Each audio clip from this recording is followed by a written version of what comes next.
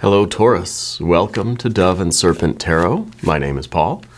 If Taurus is your sun, moon, or rising sign, this is your tarot card reading. Remember to hit the like button, leave a comment, consider subscribing to the channel, especially if this reading resonates with you. If there is anything you would like me to pray over, or meditate upon, or send positive energy toward, please let me know. Now, this is going to be a general reading, so try to be open and receptive to whatever may come through during our time together. I am merely the messenger, and I ask you to connect directly with each of these cards and use your own intuition to take you beyond the details that I might provide. And remember, Taurus, that the most important part of any tarot reading is you. And now I've got a Knight of Swords. Interesting card to begin with, okay? This tells me that you're going to really be,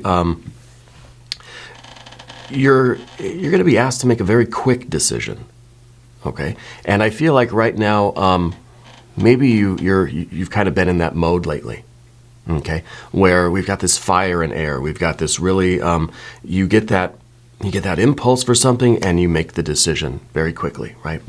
I feel like this is something that's really going to be asked of you for something. Now we have to put some more cards around to see what the context is. But you've maybe been noticing lately that you've been a little bit more kind of quick to decide things. There's a problem with this card because it could really be that we are too quick to judge things too, deciding on the value of something, right? So when I see this card, I wonder if we're kind of jumping to conclusions. I wonder if we are too quick to make a decision, too quick to judge things, too quick to feel like we've figured something out, right? And especially when it comes to other people, because people are complex. People have a lot of layers, as we know. So let's just be mindful of this today, and every day, really. But in this reading, let's see how we might be a little bit too quick to assume we know what's going on and there make a decision from that. Maybe a little bit more consideration is needed. Now, I don't often say that. I don't often say that, hey, we need some more swords. We need to kind of, we need to think about things a little bit more before we take any action. But let's see what our next card is. Now we've got the Magician, the Magus. This is beautiful. It might be a business deal that you have to make a kind of split decision on, right? Maybe this card really is about the value, right? As in, because this is the Magus, Magician, Mercury energy, it has this idea of transaction. So it's kind of like you're being presented with something and you have to decide fairly quickly if it's worth the trade. You know, if this if what you're getting from this situation is worth what you have to spend, energetically, emotionally, mentally, or physically, financially. Okay, I don't know what the circumstance is, but I feel like this is really this is a card, an energy that may help us to make those split decisions, because the Magician partakes of the very highest wisdom. So it's almost a card that says we can kind of trust our intuition on this one, that you are going to be asked to make a split decision on something. Let's make sure that it's the right one, okay? And so maybe this card is more about the preparation, right? Kind of, having a good idea of what I might say in a certain situation. What is the response I may give? So then in the moment when something like that presents itself, we'll kind of know ourselves well enough, and we'll have connected with that higher wisdom strongly enough that we can trust ourselves to make a very good decision. How do we prepare for something if we don't know exactly what it is? Okay, I feel like it's some kind of a financial, it feels like money to me, but let's see, maybe not. Prince of Pentacles, yeah. So this is Taurus energy, okay? This is one of your superpower cards. We're gonna ring the bell. You tend to take advantage of those opportunities that lead you to progress in whatever you're doing. Okay, so it's kind of like, as long as there is a net gain from this, I'm okay. right? This is the card of the builder. This is the card of the one who shows up every day consistently, is trying to accomplish something. You have goals, you have maybe specific goals. This might involve some sort of land thing, kind of getting like a real estate or like I just see like open fields kind of thing. It might be something to do with land or finances. There is sort of a possessiveness going on here, okay? And so I don't know if you're going to be asked to maybe sell a piece of land or sell some sort of property that you're very attached to. And I don't know if maybe you're not, maybe it's not a person coming in and asking you this, but maybe it is a decision that you do have to make. Do you part with something for the financial return? Do you sell off a piece of land or a piece of some sort of prized possession or something like this, right? And we have to ask ourselves if it's worth it. If I'm so attached to this thing, and maybe we're talking, I don't know, we could be talking property or whatever it is. Am I so attached to this thing? It could be a feeling, I guess. It could be a job. It could be a place where we live or whatever. Am I so attached that I wouldn't give it up at any price, right? That there's no amount of money, there's nothing I could get in return that would possibly motivate me to part with this thing, this idea, this energy, or this feeling even. Okay, it feels like property or money or something like that to me. It feels like something tangible. It could be it could be a house. It could be an artifact of some kind, right? But you're somebody who tends to know the value of things. I feel like you'd be really good on The Price is Right. Remember that show? Is that show even still on? I feel like you kind of know the worth of things. You're good at assessing the value of things. Okay, not just in the physical, financial way, but that's of course the example that we're using. You're able to look at a piece of art and say, you know how much that's worth. Maybe you're really good at that. What is the show? Antiques Roadshow. You watch that show? I love that show. I'm pretty bad at guessing the prices on that, but I feel like you're good at that. I feel like you know something's value just kind of by looking at it. And I feel like we do this in a lot of ways. We assign our estimated value to a lot of different things in life. People, places, experiences, ourselves, right? And I think we have to be careful with that. Whatever the situation is that you're in right now, we have to be careful how we are jumping to conclusions about people, places, things, feelings, ideas, right? Let's see what the background is of this Queen of Cups. The Queen of Cups is sort of, it's part of this emotional evaluation, right? Where with the Queen of Cups, we evaluate things whether they are good or bad, pleasant or unpleasant, right? If I'm attracted to that thing or if I have an aversion to that thing, like lima beans or something.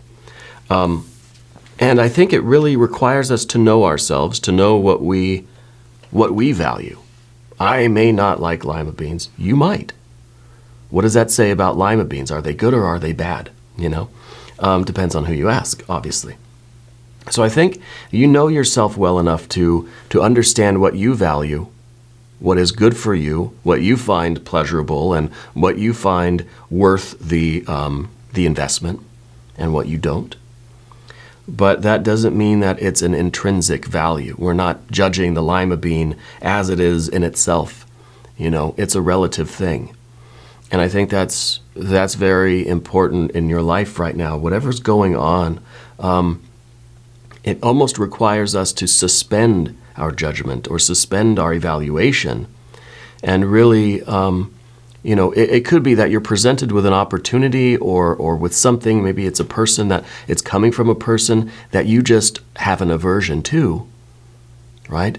And that's going to lead you to a certain decision, whereas if we just suspend that judgment and take this opportunity at face value, not really concerning ourselves with who the messenger is, right? It's like you get some good news from a person you really hate? Is it still good news? We have to, and see, the magus, the magician, is that messenger. It is this some sort of communication or transaction or opportunity, some sort of message coming in that I think you have a very, very immediate reaction to. And I think that maybe we have to even hold that reaction back until we're able to really assess this thing and figure out what it is and if it is good for us. It may offend us on the surface, but let's look past that, right? And that's part of the Queen of Cups, looking at things beyond the surface. What is going on underneath? I think right on the surface, you might really not like this thing. If it's the person, the place, the thing, the idea, the deal itself, right? Whatever it is, you may on the surface just be revolted by it. But let's look deeper than that surface level and see if this is something that might actually be beneficial to you. Okay, so we're going to keep going. I like where this is going, and we've got a Four of Wands at the very top. With the Prince of Pentacles and the Four of Wands, you have this very strong forward momentum with things, right? That you, I think, are creating a life, or you're building a life, a business, something that is, it's coming along quite nicely for you. And I think that you've been able to check a lot of things off of your list.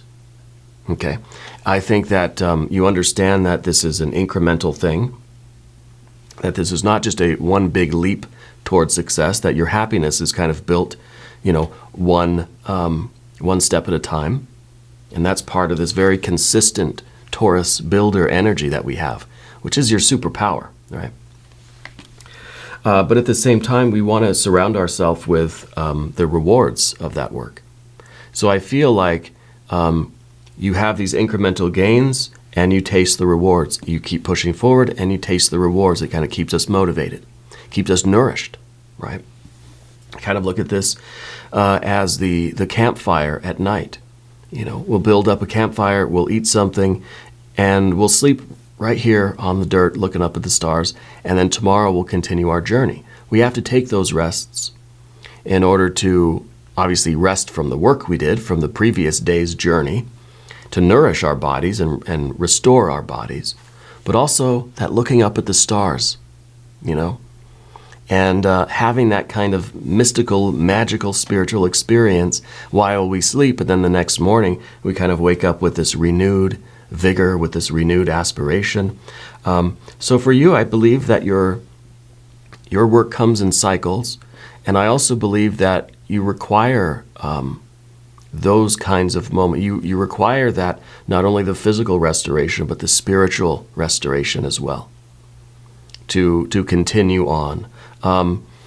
See, I think the stereotype for Taurus is that we're just like a workhorse, just very powerful, very stubborn, very reliable, but lacking any kind of depth, lacking any kind of connection with the divine or any kind of spiritual energy at all, right? Just really a brute, But we know that's not true, right?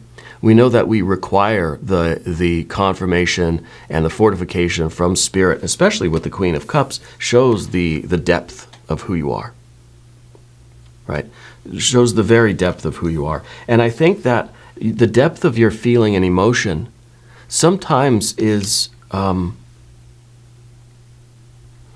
sometimes is perhaps kept down low, under the surface, hidden in the background, kind of like the Queen of Cups, hidden in the background, a little bit veiled. And because of that, it may sneak up on you in these particular moments where some major event, some major opportunity is happening in your life, and we just have this reaction. It's almost an emotional reaction that just says, get out of here, right? Rather than suspending our judgment and saying, okay, what is this about? What is the opportunity? What is the message? And we see this motif in a lot of stories and things about somebody getting some very important information from somebody they really, really don't like. And so it does sort of taint the information. Okay, but nevertheless, we have to kind of put our feelings aside and take this as what it is. I don't know what it is. Let's see what's in the future position. Queen of Pentacles, a lot of court cards now. 1, 2, 3, 4 court cards. So this involves a larger group of people. It could be you're being offered the very, very, very best, position, job, right? The very best kind of financial opportunity from a company that you really don't like. From, a group of people that you just have for whatever reason, you just have kind of almost a hatred for. You have an aversion toward them. Okay? Could be a company that you really don't agree with their business practices or whatever's going on. We have to be able to suspend that judgment. Now, I'm not saying that we should go against our morals for financial gain. That's not what we're doing. The Queen of Pentacles here is your future self. And this is in the future position. So this really, to me, does feel like this is the future Taurus looking back at this situation. Now, is this going to be a happy future Taurus, or is this going to be a future Taurus that's full of regret, full of this kind of the feeling of a missed opportunity, the feeling that we let our personal biases or our personal tastes or preferences get in the way of something that really could be a big gain in terms of your life path. Now, it doesn't mean that we need to go into business with shady characters or that we compromise our morals for financial gain. That's not what I'm seeing here, especially with the Queen of Cups. I don't feel like this is your moral compass. I feel like this is your personal tastes and preferences. Okay? And we have to sometimes look at the Queen of Cups and say, all right, am I reacting to this situation just based on the surface level? I just don't like it. Or is this something deeper? Is there a fundamental dislike for this organization or this group or this opportunity itself that we, there's no way that I can get over that. So sometimes we have to locate where that judgment is. Is it just on the surface and is really ultimately not that meaningful? Or is this something deeper that, I can't get it, that you're willing to sacrifice your progress? Whatever this good opportunity is, we're sacrificing that because there's a deep-seated issue. Okay? And I think that really is what we're being asked to look at today. Or whenever this situation really plays out for you, before we make that snap judgment, right? We have to ask ourselves, why am I having this kind of an emotional or even a visceral reaction to whoever this person is or whatever this opportunity is, okay? Because it feels like we know it could really be helpful to us. We kind of, in that way, it seems like good sense to take this opportunity, but there's something preventing you from wanting to get into it, okay? Let's select the mystery card, bonus card, confirmation card. This is a random card from the Smith-Waite Tarot. This is the factor, infinite and unknown. We're going to set it down right over here. We're going to put Mr. Ed right on top. We are not going to look at that card until the very end, but it will tie everything together. And it will give us the confirmation that we need at the end of the reading. If you have a prediction for the card, drop it in the comments. If you haven't subscribed to the channel yet, please do. It's totally free, doesn't cost anything. And it really does help out the channel, and I really do appreciate that. You may notice we're using a different deck of cards today. This is the Millennium Thoth Tarot, still the Thoth Tarot, but updated with a little bit of a different style and some new artwork and stuff. And this is published by Los Scarabeo. It's Renata Lechner's artwork, and I find it to be very powerful. I don't know that it will be our daily driver, but I'm just kind of giving it a test drive for now. Let me know what you think of this pack. We're going to talk about the general energy now, path of the Serpent, Seven of Wands. That's valor, right? This is kind of like the Seven of Wands is this attitude, like this is the hill I'm going to die on, okay? And so if we have this emotional reaction to something, then it's almost as if I don't care if I'm completely ruined by this. I am not going to listen to that person, or I am not going to go work over there, or I'm not going to do that kind of thing, that kind of job, that kind of, we really are refusing to interact. We're almost refusing to even hear it out. I'm not even going to listen to what the offer is because I don't like the messenger. Whether it's coming through a person or a group of people or, a particular quarter of your life or an organization, a company, whatever it is, right? A group of people, friends, just whatever, okay? There's no shortage of people that we kind of tend to want to go in a different direction from, right? So I feel like this is a very noble energy. I feel like this is very strong energy. You're stubborn. That's the thing about Taurus that's very true, right? That there's a stubbornness to you. So if you're just not going to interact with this person, then you're just not going to do it. They could offer you $1 gazillion and you're saying, nope. I would rather be broke in the gutter than get into a deal or a conversation or any kind of entanglement with this particular person or group or idea or whatever it might be. Okay. And that's very good energy. That's very strong energy. Sometimes we have to wonder where that's coming from. And that's why I feel we've got that Queen of Cups back there. We have to at least know why that's happening. Not to say it shouldn't happen, but why? Is it something on the surface? The surface level emotions, our tastes, our preferences, those change with the wind, right? The wind on the surface of the water, it's not going to be the same in a month. But if that's coming from a deeper place, then that might be something that's kind of semi-permanent in you, right? That's something that's never going to be okay. It doesn't matter what they offer, it's never going to be okay, right? And I just feel like it's important for you to know which one it is, where that's coming from. Before you stand up and fight against something that really could be leading you to an increase in your life path, a more success in your business or whatever your projects are, more happiness in your life, right?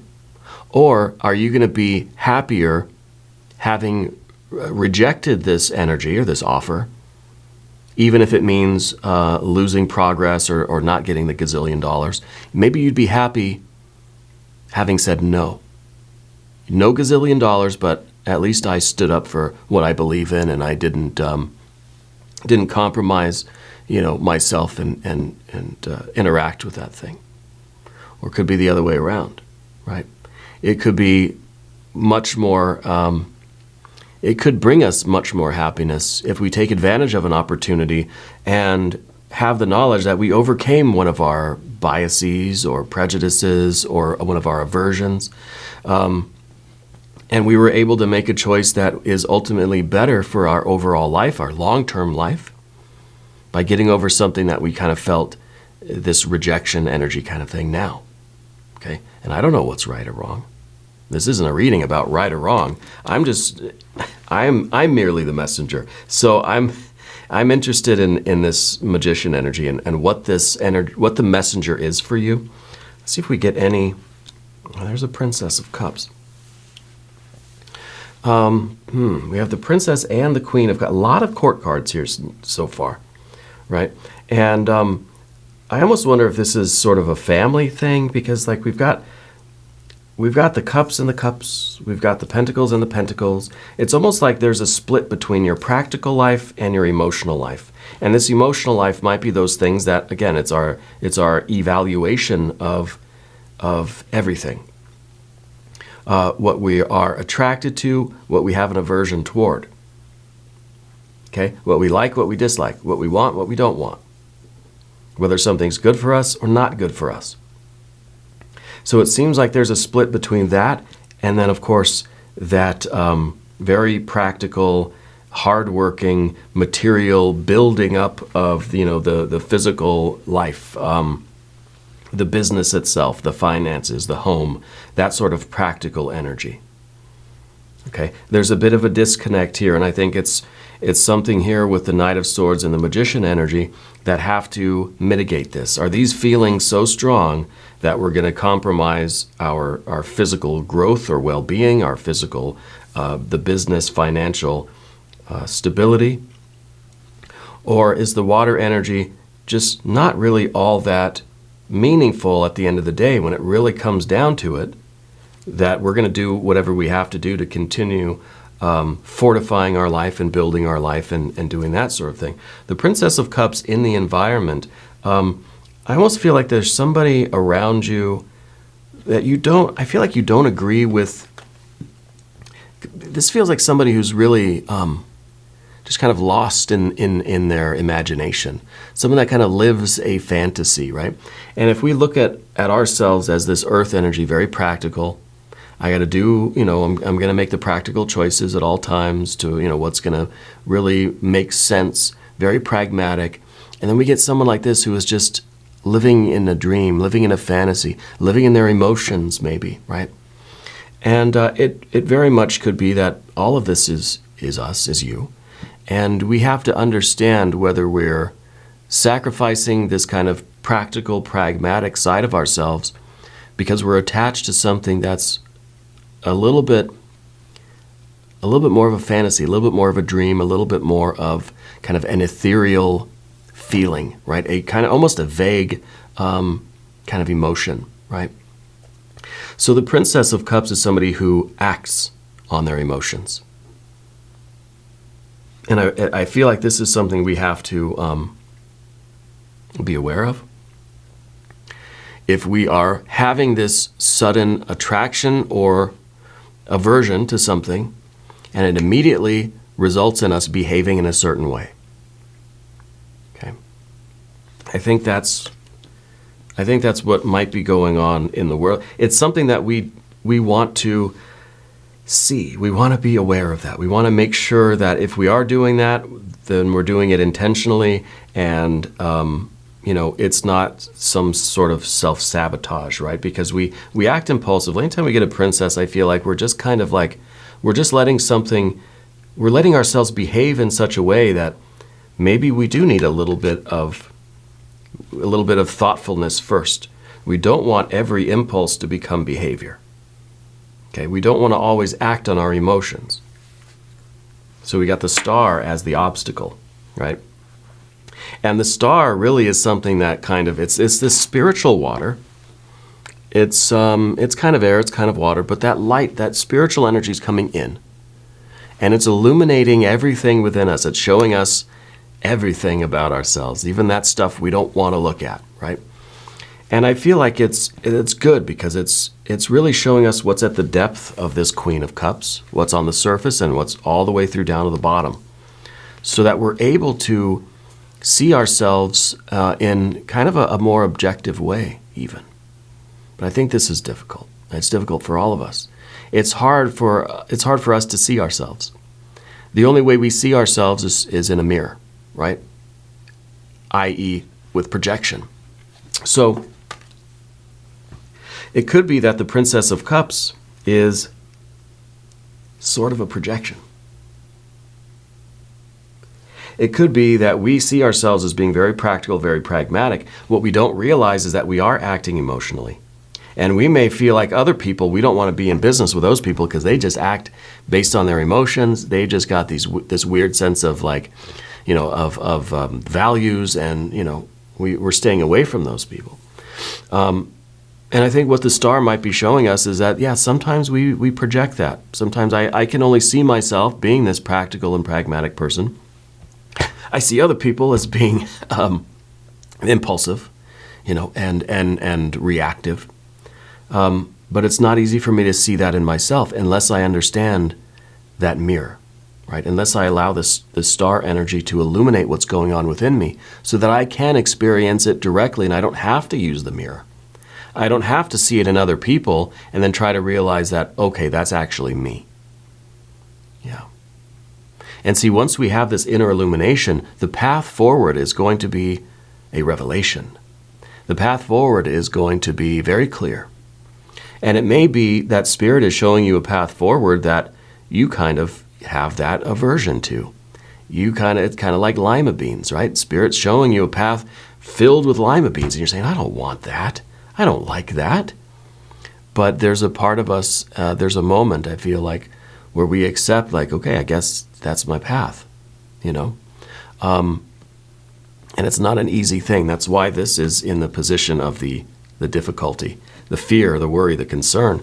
The worry here, the fear, is that Spirit's going to show us our path, taking us over a terrain, taking us through circumstances and situations that we really feel that kind of aversion to, that we really don't particularly like. Okay.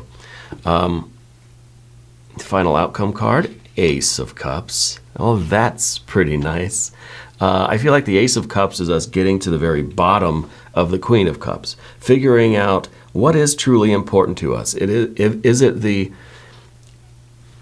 the priority for us the aversion we have to something, or is the priority for us to build this life, to achieve our happiness, and to grow in such a way that I'll forget that I ever disliked lima beans, right? And I don't think it's that simple for you, but I think the Ace of Cups is very simple. It's a matter of prioritizing. What is it that you truly value in life? What is it that you really want? What is it that will really make you happy? Is it happy for you to feel as if even with the offer of $1 gazillion that you're going to reject that thing? Does that fact make you happy? Is that where your fulfillment lies? Or is it in the idea of overcoming my personal taste, my personal dislikes, and doing something that is going to further my spiritual growth and my earthly growth and expansion and success and happiness? Right? Ace of Cups, very, very good ending here. Let's look at the mystery card. I have an idea what this is going to be. If you have a prediction, put it in the comments. I don't know if I should say it. I want it to be a 9 of Cups. Because a 9 of Cups to me is living life in a way that is, it's always in the direction of our highest good, our highest fulfillment and happiness. It's the dream that keeps on dreaming, the happiness that keeps on happening, right? And it's the process, it's the way of life. Okay, and so everything that we see here, I feel like this is not just one event happening in the next few days. This is something that's always happening, and we always have to be open to that star energy if we want to live that happy life. So I want the 9 of Cups because the 9 is an odd number. It's a function. It's an ongoing process. It's a verb, right? So all of this, and then we get the Ace of Cups. This is going to just repeat itself over and over and over again. Hopefully we're learning the lessons every time it repeats, and that's part of the 4 of Wands too, this repeating cycle, right? Anyway, let's see before we get too far into it. If you have a prediction, put it in the comments. Let's see. Ah, yes, the 9 of Cups. Beautiful. Perfect. Look at that. Bingo. And you see how many cups this person has behind them. They've been through this situation a lot.